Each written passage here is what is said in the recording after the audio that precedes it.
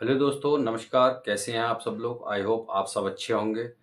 और आज का जो हमारा टॉपिक है, वो आज का टॉपिक होने वाला है अंडर वोल्टेज रिले और शंट रिले में क्या अंतर होता है।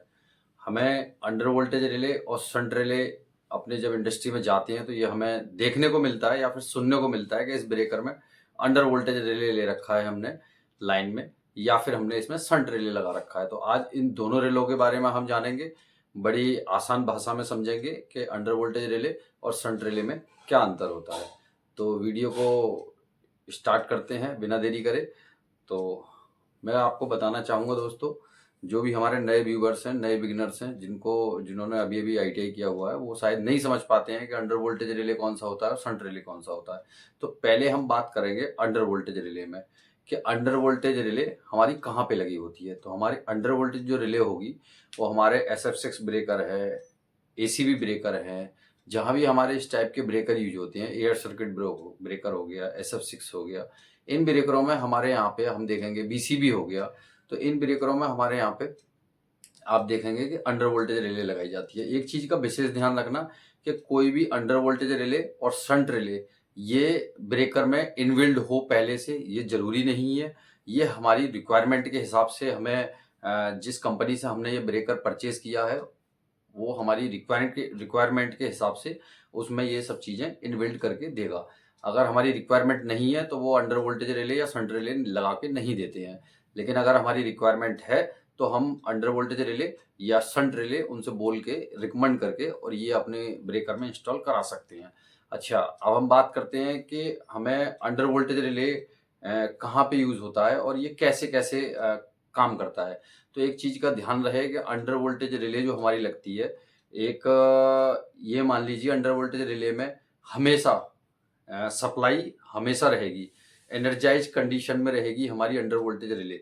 और हमारी अंडर वोल्टेज जो रिले है, जब भी कभी वोल्टेज को ये देखेगी, ये पढ़ेगी कि अब जो हमारी कंट्रोल वायरिंग आ रही है, जो हमारी कंट्रोल वोल्टेज आ रहा है, उस कंट्रोल वोल्टेज में जैसे ही कंट्रोल वोल्टेज ड्रॉप होता है, तो हमारी अंडर वोल्टेज रिले जो है, वो हर समय उसमें पावर होगी। लेकिन जैसे ही हमारा वोल्टेज ड्रॉप हो जाएगा, जैसे मान लीजिए 110 का हमारा कंट्रोल सर्किट है या फिर 24 वोल्ट का कंट्रोल सर्किट है, अगर इस टाइप का हमारा कंट्रोल सर्किट है और इन केस अगर हमारे कंट्रोल सर्किट में कोई भी प्रॉब्लम की वजह से वोल्टेज ड्रॉप होता है, मान लीजिए 110 का है और 80 या 90 वोल्ट वहाँ पे आ जाता है, तो उस समय में हमारी अंडर वोल्टेज रिले जो है वो अंडर वोल्टेज सेंस करेगी और ब्रेकर को ट्रिप कमांड देगी।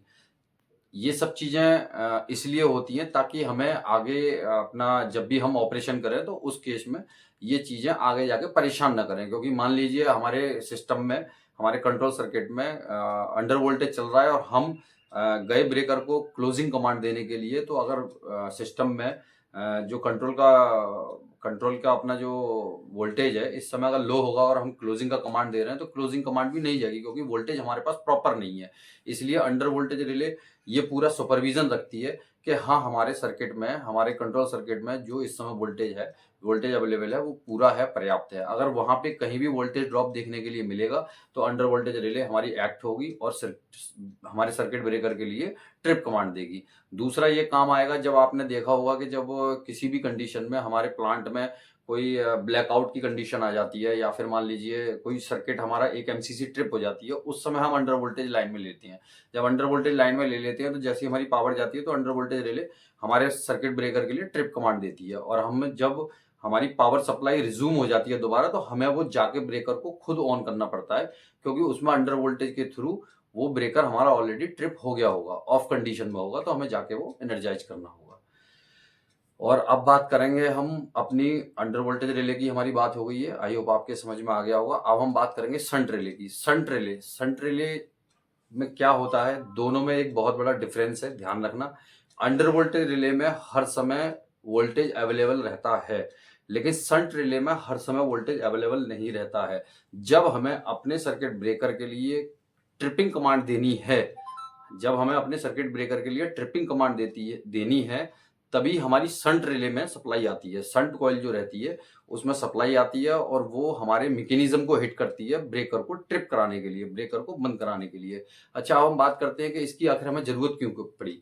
मान लीजिए अभी हमारा सर्किट ब्रेकर है, वो सर्किट ब्रेकर हमारा एमसीसी में अवेलेबल है या पीसीसी में अवेलेबल है, और हम लोग उसको कंट्रोल कर रहे हैं किसी दूसरी जगह से, मान लीजिए 100 मीटर दूर है, 200 मीटर दूर है, हमें वहां से ही उस सर्किट ब्रेकर को क्लोज ट्रिपिंग कमांड देना है, सॉरी क्लोजिंग नहीं, ट्रिपिंग कमांड देना है, और हमें उस सर्किट ब्रेकर को बंद करना है। तो हमें उस समय उस सर्किट ब्रेकर में शंट रिले लगाएंगे, और शंट रिले में जैसे ही वोल्टेज हम वहां से कमांड देंगे, वोल्टेज आएगा और वो हमारे ब्रेकर के लिए ट्रिपिंग कमांड देगा, जिससे कि हम वहां दूर बैठे भी अपने सर्किट ब्रेकर के लिए कमांड देके हम बंद करा सकते हैं, ऑफ करा सकते हैं। ये दोनों में अंतर है। एक चीज का विशेष ध्यान रखना कि अंडर वोल्टेज रिले में हर समय वोल्टेज अवेलेबल रहता है, लेकिन शंट रिले में जब हम कंट्रोल वोल्टेज देते हैं कहीं दूर बैठ के या पास बैठ के, जब उसमें वोल्टेज आता है तब वो ट्रिपिंग कमांड देता है।